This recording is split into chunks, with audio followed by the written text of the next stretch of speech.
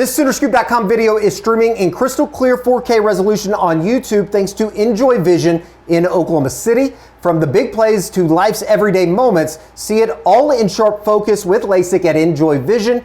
Enjoy Vision. This is where Sooner Scoop LASIKs. Hello and welcome back. Eddie Radosovich, George Stoya here from the SoonerScoop.com studios. George, back from Destin Seaside area, the first of two trips. Yeah. You'll be headed back down to the Florida Panhandle coming up in, what is that, next week? Monday. It was funny. I was flying back and I was like, man, I hate leaving. Oh, I'll be right back here. Yeah, you'll be right back in paradise. But now, it will be totally different. You know, this was more of a vacation this past weekend, going down there for a wedding, but this next week it'll be all work. Yeah, no play. Absolutely. Well, it sounded like the wedding was fun. You did meth for the first time in Florida? No comment. Okay, well, that's an admission of guilt. Welcome back to a recruiting report. A lot to get into. We'll be joined by Josh McCuistion here in a little bit. Oklahoma opens the SEC tournament with a 5-1 win on Tuesday afternoon. They will advance into the, second round, and then you get into the quarter. Yes, it'd be the second round against Georgia on Wednesday. Kyson Witherspoon expected to start. Have more on that on SoonerScoop.com. We'll get to some recruiting stuff here, but before we do that, let us tell you about our good friends over at William & Lauren, the official custom clothier of OU football. William & Lauren outfits your favorite OU players in custom suits that boost their confidence off the field to match their confidence on the field. Their perfectly tailored clothing ensures every Sooner stands out in comfort and style at prices that make luxury accessible. Visit William & Lauren in Oklahoma City or in Tulsa. We'll get to them in a second. Online at williamandlauren.com. You can go to williamandlauren.com. Dress like a champion and make your style as legendary as OU football. You see George and Aaron there with the wedding coming up here in about a month's time. And it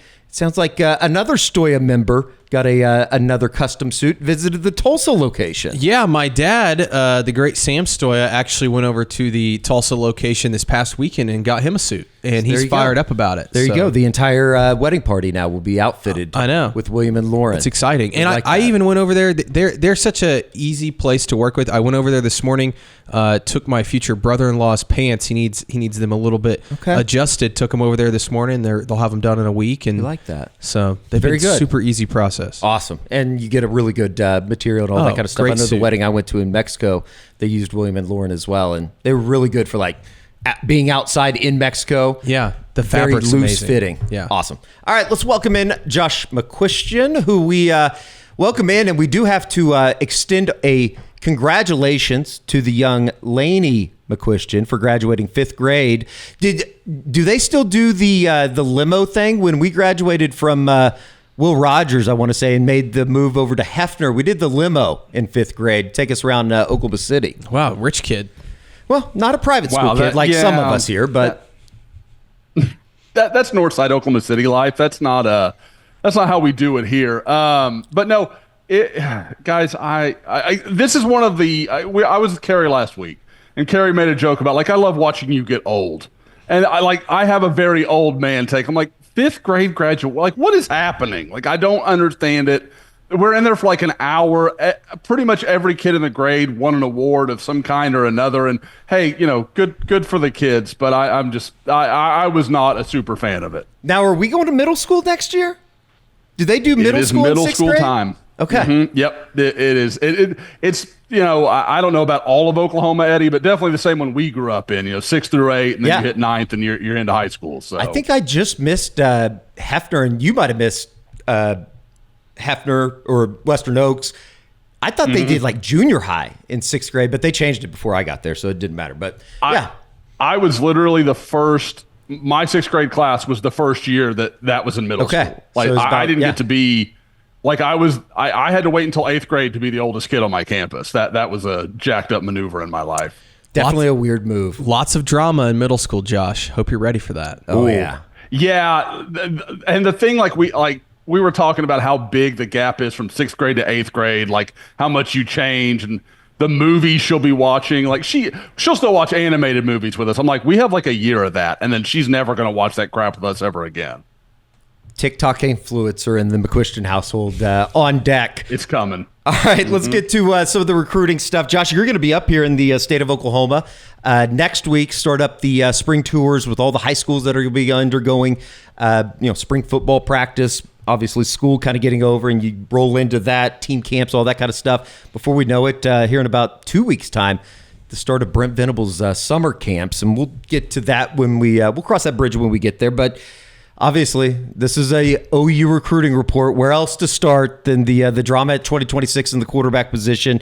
Oklahoma did visit Jaden O'Neal on Monday night, making the rounds out to Mustang High School. But Bowe Bentley, there was a story that was put out. You had just visited Bowe Bentley at practice last week. We talked about that here on the SoonerScoop.com YouTube channel. You can see the interview with Bowe Bentley that Josh did as well. When we talked to him at the end of last week, he was expected to make a couple more visits, and he'll still have those visits, but we do have some date changes that Steve Wiltfong reported on Monday afternoon. He was going to visit LSU on June 20th and Oklahoma on June 13th. Those plans have changed. LSU is now moved up to May 30th, and then it'll be in Norman on June 6th, Josh. And, how much stock we put it into this, we'll see. But the RPM did change for him in Oklahoma's favor, now up to 44.8%. But what was kind of just your initial reaction on the change of official visits to Baton Rouge and Norman? And moving forward, does this change anything with Bowe Bentley? Well, full disclosure for everyone that's not involved in this conversation right now, my initial reaction was like, oh, this is bad for Oklahoma. And then Eddie had to actually correct me.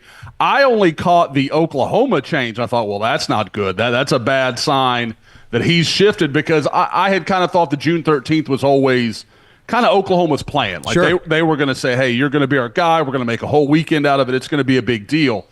Instead, I was like, well, okay, now they've just moved it to June 6th. They're kind of playing LSU's game, and they're kind of stuck. But then once I realized, okay, now they're going to be the last visit, LSU's going to be the first one, I take that as a good sign. And it kind of goes back to, Eddie, you mentioned we've got an interview up on the YouTube feed people can go see. And I asked him about it. I said, are you the kind of guy that could get caught up in a moment? And he was talking about it, and he goes, if I take that visit, I know, I think he said you'll be kind of hot coming out of a visit, but I don't want to make anything rash, and I still got a visit to make. Well, obviously, that would only apply to the Oklahoma visit in the world we were talking about, where OU was going to go first and then it's LSU. But now the tables turn, and you're talking about LSU. Again, that's connecting dots, and I get that. I probably don't think anything's going to happen either way, but I do think it says a lot to Oklahoma to get the last visit. I think is a pretty interesting storyline. I think that's kind of telling, and I think both schools probably were of the mindset where, June 20th is a big weekend for most teams. Either the 13th or the 20th, they usually kind of blow out. I guess it's the second to last or the final visit weekend. They make that a big deal. So I think this says a lot that both schools are like, okay, we want to get you here as soon as we can. Hopefully you've made a choice. And then they're probably hoping to get him back on campus for those big visit weekends toward the end so he can be around the guys and maybe help influence a few guys. I was just about to say, Josh, do you think that this moving up the dates means that a decision is going to be made maybe pretty soon after those two visits? You would have to think. Because, I asked him when I was there, I said, are you going to do the 4th of July thing or something like that? And he was like, no. Like, there was no real plan. And usually if there's not like I'm going to do it on my dad's birthday, or I'm going to do it for my grandmother, whatever it might be, there's always kind of a date there that makes sense to them. And he doesn't really have a clear plan from what he explained to me. So I've got to think it's just, okay, I'm going to go home, sit down, talk with my parents.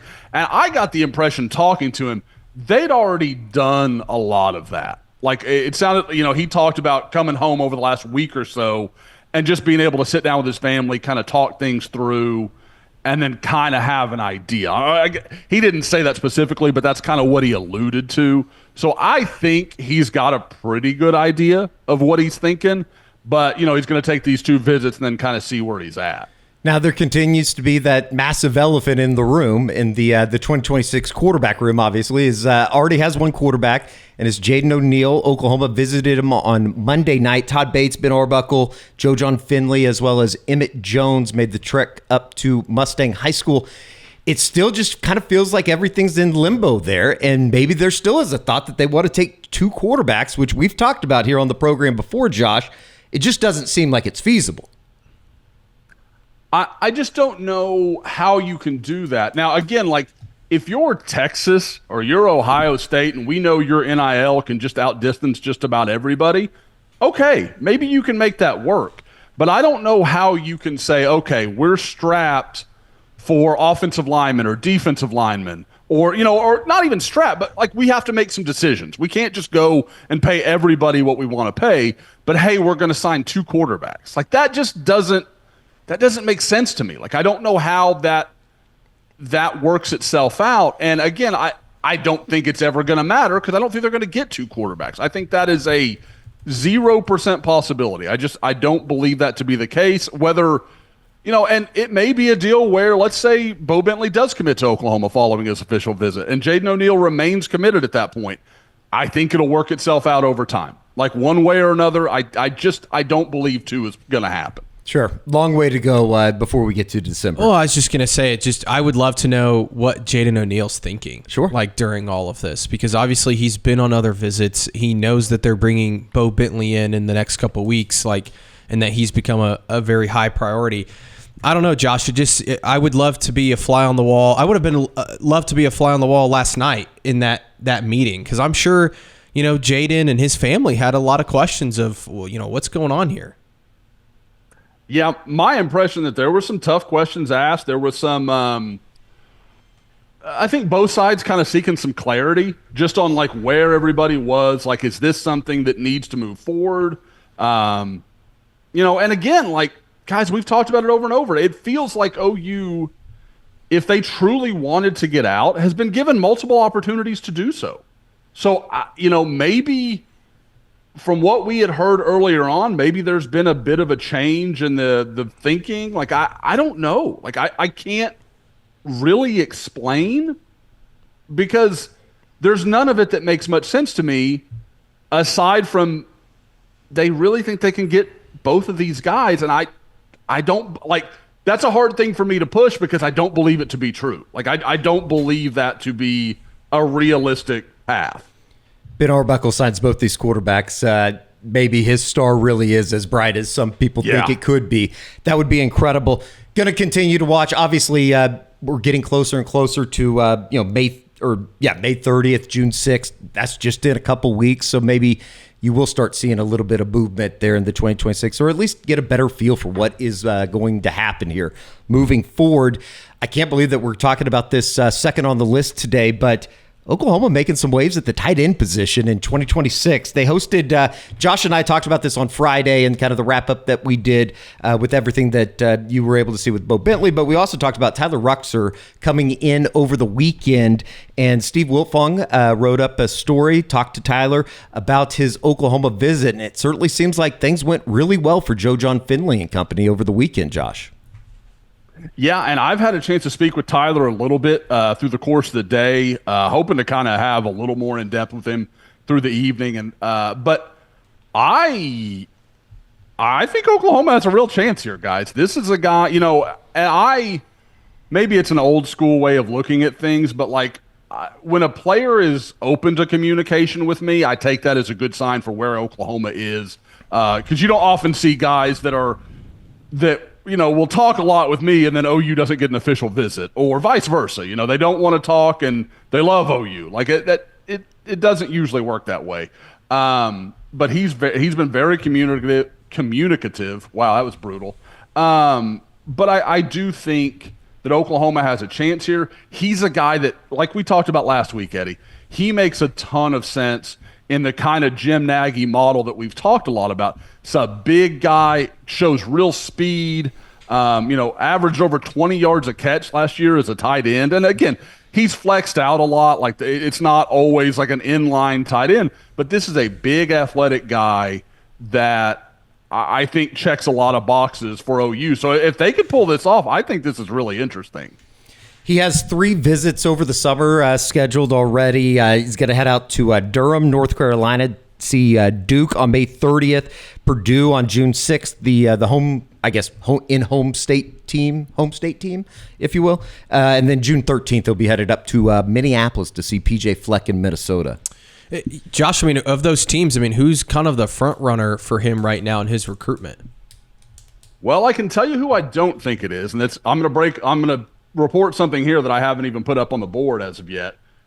He has scheduled his official for OU on June 6th, so that Purdue visit's getting bumped. Interesting. So I would say it's probably not Purdue. I've heard some Minnesota talk. PJ Fleck's a guy that does a great job connecting with kids and all his energy and that kind of thing. So I think that's an interesting possibility to keep an eye on.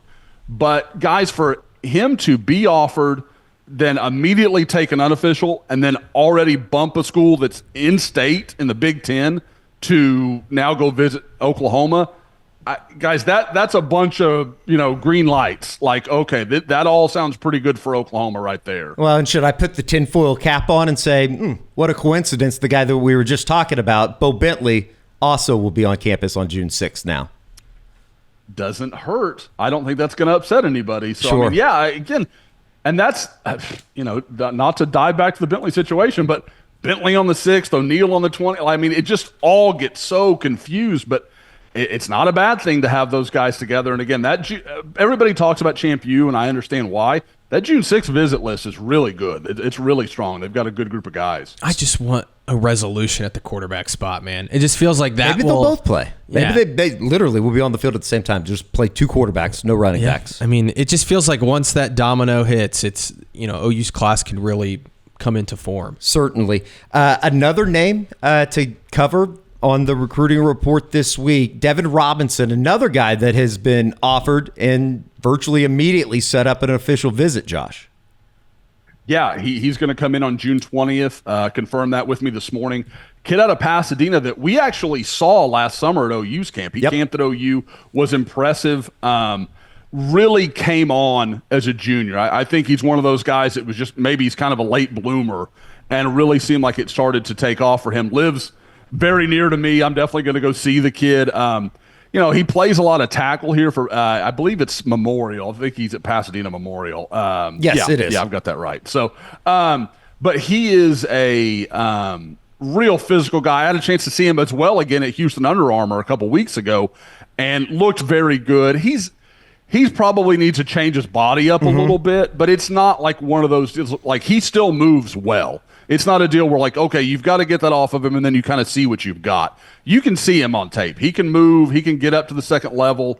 Very strong with his hands. But, again, this is one of those offers, and I know people after last year, it's like, well, just go get all the 5-stars. Do Fasusi and Foje again. It's probably not going to work like that.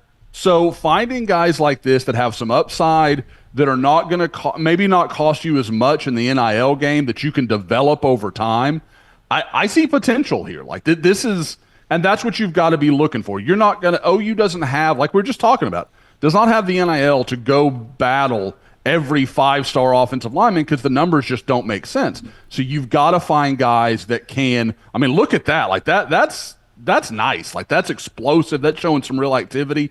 Like, look at the way he closes this ground. I like him. The more I watch him, the more I tend to like what I see. And Josh, in his recruitment, it seems like it's a lot of Texas schools. Baylor, Houston, TCU have all offered him. Are those kind of the schools to watch in his recruitment? Yeah, I think they are. And, I think when you look at those, and again, the fact that OU comes in is like, now, OU had been involved with him. Like, they'd been talking to him. It's not like they just called him this week. And, like, they had been laying some groundwork with him that an offer could come. And same with another guy we're going to talk about here shortly. But there was some relationship. And it wasn't just like, oh, well, now you're interested. Okay, now I've got to set up my official. And I think that's part of why you see OU get the visit weekend they would want for him. Like, okay, it's the 20th. We can, we're going to roll out the red carpet and we can show him and make him a big deal and really make it clear to him he's an emphasis to what we want to do. We'll just stay there on the offensive line. Somebody just up the street from the University of Oklahoma at Norman North High School, Daniel McMorris. And he's somebody, Josh, that I think we've mentioned him before on the program in terms of talking about somebody that has started to get a little bit of interest. Oklahoma had been talking to him, but it seems like that interest is maybe growing a little bit for the 6'5", 265-pound offensive lineman out of Norman North. Yeah, and guys, this is a guy I've been high on for a while. When I first saw his tape, guys, I mean, he's massive, and he doesn't have a clue what he's doing right now. But he's so big and he's so long, and like you look at that, like that knee bend, like the way he can, like there is stuff there where you're like, if he can hit the 90th percentile of what he can be, he's got NFL stuff. Like I mean, like that, and you don't find that in guys that you can offer in May and get very often, especially guys from your home freaking town. Like there's a lot there that I like. And again, he's raw. He's going to need time. He's probably 2 years away from being able to play at a level OU needs him to. It's kind of reminiscent to me of Logan Howland, and I know Logan got rushed out last year, and he was probably had to play a year before OU would have wanted him to. But same kind of deal. A lot of upside, a lot of talent, a lot of length. And if he can put all those pieces together, I see a lot to like. And again, OU was actually supposed to go see him yesterday, and I believe it got rained out. I know there was some weather in Norman. I believe Bill Bedenbaugh is going to go back tomorrow on Wednesday and actually catch the Norman North practice. It would not shock me at all if an offer were pretty quickly to follow there. I don't know. I don't want to say like that's coming, but I think it's very, very possible because I think, again, you look at it where we've talked a lot where OU's got a lot of good interior offensive line options. At tackle, it's really Deacon Schmidt. Like that's really the tackle that you can talk about that I know they're very serious about. And Felix Ojo's there as well, but I just don't think they're going to get Felix Ojo. So I think you have to have some other plans to kind of move forward with. Josh, how many offensive linemen do you think they want to take in this class? I think you're looking at 4 or 5. Like I think you want a couple tackles and then a couple of interior guys. I think 5 for the right group. Like, you know, if you're getting Noah Best and you have, obviously Conroy's already committed from IMG, and if you get Noah Best, and then let's say Desmond Green from South Carolina wants. I mean, Desmond Green is such a Bill Bedenbaugh guy. I just can't imagine him saying no. Like that just makes too much sense. Kind of a theme here. We're going to stick with the trenches, but go over to the defensive line and maybe one of the better names in the 2026 class, Tron Richardson out of Hopewell, Virginia, 6'4", 280. Sounds like there's some increasing interest with Oklahoma as well. Yeah, absolutely right. And this is a guy, I think when he was offered, guys, I want to say we talked about him and how much I liked him on tape. And he's going to come in. He's actually the first guy I know of that's doing a midweek. He's going to come in June 10th through the 12th. So, again, kind of one of those deals like we talked about with Bowe Bentley. He's going to be the primary guy. They're going to be able to shower him with attention. But this is a massive human being. I get like maybe some Marcus Strong vibes from him, like big body, moves pretty well, kind of raw. Like you can't, like I'd love to see him in person and watch him move around to really get a better feel. I think he's a little more twitchy than Marcus was, but kind of similar in like, well, that's a big guy. You can kind of do something with him. But I like him a lot. He's, like I said, coming in June 10th. Maybe one of OU's first chances with Todd Bates and Miguel Chavis to really work that kind of that mid-Atlantic region where I kind of thought when they arrived from Clemson this was going to be a real home row for them. But it's not like they've been bad there. They just haven't done a lot there. It's been kind of more quiet than I expected it to be. Josh, where is he in the pecking order of guys they're interested in on the defensive line? Because I feel like they've made some different offers and they seem to be after several different guys. I mean, where is he in terms of on the priority list? I would say he is a guy. I mean, he's not. I wouldn't say he's at the top of the list. I think if you're looking at kind of OU's maybe premier targets at defensive tackle, I think Brian Harris is right there. I think Taj Overton being not largely, but at least somewhat based on Taj being an in-state guy and knowing the prioritization you want to put on that. Tavian Branch, just because I would say Tavian and Tron are probably similar in their talent level, their ceiling, those kind of things. But Tavian, obviously, they've been involved with for a very long time. We've been talking about him for months, where Tron's kind of a later arrival to this whole situation. So what's interesting to me is with Brian Harris and Tron, you've got a little more wiggle room. Like you could maybe like, okay, for a year, we're going to play one of these guys at the end and we're going to let him grow into tackle. So you can run your practices. You can still have the numbers you want kind of across the board and then kind of let the numbers work themselves out. I think they want 3 defensive tackles, but man, like I said, I love this kid's potential. And if you had 3 and he really wanted to come, it's hard to say no to a big guy that can move like that. It's never too early to start looking at 2027. I know that we've talked about the fantastic in-state group, and the On 300 did debut 2027 today. Found a familiar name sitting at number 13, or excuse me, I had it written down. Number 13, I thought overall. No, you were right. Number 13 overall.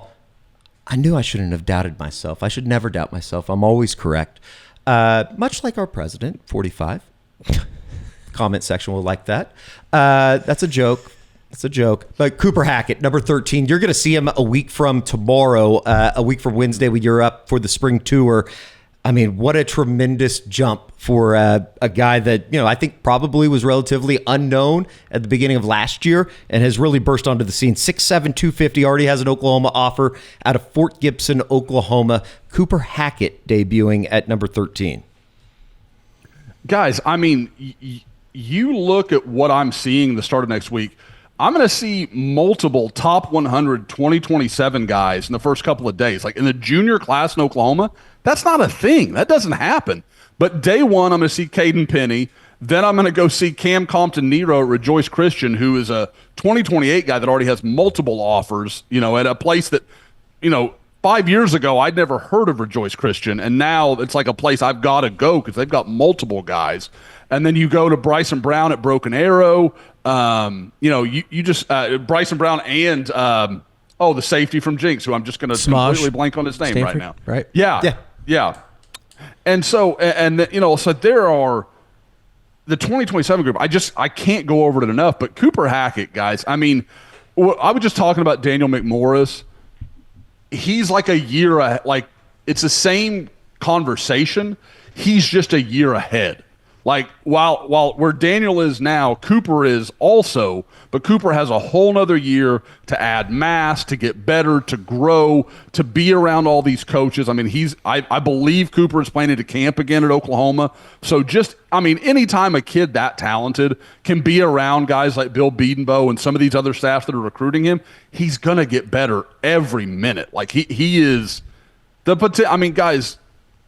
There's Lane Johnson stuff here. I don't say that lightly. Like that ceiling is absolutely enormous, and it wouldn't shock me at all if he ends up as a top 5 guy rather than a top 13 guy. Josh, when you say that, is it just his, sheer size? Obviously, you look at it 6'7", 250, but is it also just the way he moves, his feet move? Like, tell us, why is it that you see, I guess, some Lane Johnson in his game? Because again, guys, we know Lane is an incredible worker and all these things that he does, but he has some physical traits that are just crazy. I mean, there's no way about it. And I don't know that you can say Cooper is that explosive athletically, because what Lane did at the combine is like mutant stuff. Like that's not normal. But with Cooper, the length, his ability to slide, and again, I say all this he can slide with no real understanding of why he's doing what he's doing. Like it's just okay, I'm going to get real wide and use my arms and my base. And what can you do about it? What are you going to run around that kid? It's never going to happen. So your best hope at this point is to run through him at 250 and 6'7" plus. Once he's 310, 320 pounds, good luck. What do you do with that? So, again, I just think the physical markers are incredible. And then, guys, I love, more than anything in a lineman, I love a wrestler. I love the wrestling background, but that's not his. Basketball, which, the good, intricate little footwork and some of the stuff you'll see him pulling, those kind of things, that's all there. So again, it's crazy to me that there's an offensive lineman in the state that I value more highly than Caden Penny, because I think Caden Penny is unbelievably good. And Cooper Hackett is clearly a better prospect at this point. I know you want. We're gonna get by Jinx and go see Coach Gaylor, but make sure if you're going to see Samaj Stanford, you head over to Broken Arrow with his impending transfer that he announced. What was that? A couple weeks ago, I think. Yep. Be kind of crazy to follow high school football and all the transfers these days. But one more name that was kind of highlighted in the 2027 mix, or the on 3 that was put on 300 that was put out on Tuesday, a name that we've talked about and you saw a couple weeks ago, Jaylen Brewster, extremely high in the top 10 of the on 300 2027 rankings. Yeah, you talk about a guy with some mutant stuff. Like, I mean, this guy, as a freshman in high school, is playing at Cedar Hill and playing running back at 245, 250 pounds. Like, I can't even imagine trying to tackle that kid. Like some little lowly freshman trying to deal with that. No way. But he is, again, I go back to that Houston Under Armour stuff, and I thought he was going to be this really unrefined, just, okay, I'm going to run past somebody or I'm going to run through them. And that's a lot of it. But he had some basic stuff and some counters and that kind of stuff. And you're like, if this kid's here now, 2 years from now, I mean, this could be another. It wouldn't shock me at all if Brewster and Hackett are in the top 5 in 2027 when it all comes said and done. Like, they are that kind of body types. They are that kind of athletes. I mean, Brewster is not one of these, because a lot of times, like, guys with his skill set, they're really quick feet and they're really athletic. They're like 6'1.5", 6'2". They're kind of, for an easy way to put it, but in a monster comparison, they're like, oh, they're Aaron Donald. Like, they're just real quick and kind of compact. He's 6'3.5", 6'4". He's a mountain. And at the same time is big and strong and athletic. And guys, I can't say enough. I don't know, if you guys have had a chance to read that story, but he continues to rave about everything he sees from Oklahoma. He mentioned Oregon and Oklahoma as the 2 schools that really have caught his attention early on. Josh, I know, all the focus right now is on the 2026 class in Oklahoma, trying to put it together here. And it seems like it's been kind of slow, but looking ahead to 2027, and I know that's a long ways away, there's some names in this group that they're recruiting that it feels like that could be a pretty big class for this staff. Guys, you do what you should do in state and clean up most of that group. You get Hackett, you get Penny, you get some mix of Bryson Brown and Samaj Stanford. Like, you go get, pick your tight end, guys. I mean, the state of Oklahoma's got 2 top 300 tight ends in the 2027 class between Titus Hawk and Ben Kolar at Norman North. So there are a lot of good options. And then if you can, again, man, 2025 is just like, just survive this. Like, be good enough this year that you can buy yourself a little bit of hope, a little bit of something going forward, and all of a sudden a lot of doors start to open for this whole, not just the recruiting class, but the whole program. It feels like it could just change the narrative a ton in 12 months. You beat me to it. I was going to say, like, you think that there's, expectation and pressure put on 2025. It almost elevates even more when you're talking about the 2027 class and obviously finishing out 2026. Just in terms of, to kind of close this out here, Josh, coming up to Oklahoma, to the state, to come check out all of the high schools underway spring ball wise.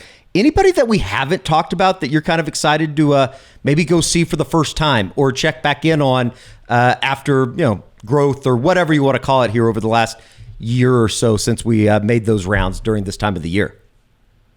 I've got one that's kind of off the beaten path. I saw his tape, a kid from Moore named Osas Adams. He's a running back, corner type of guy in 27. And guys, on tape, he's a top 250 guy in the country. He's unbelievable, super explosive, real twitchy.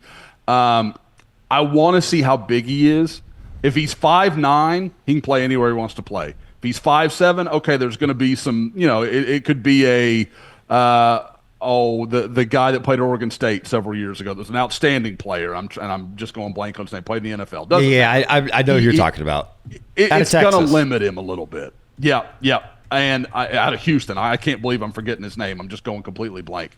Anyway, doesn't matter.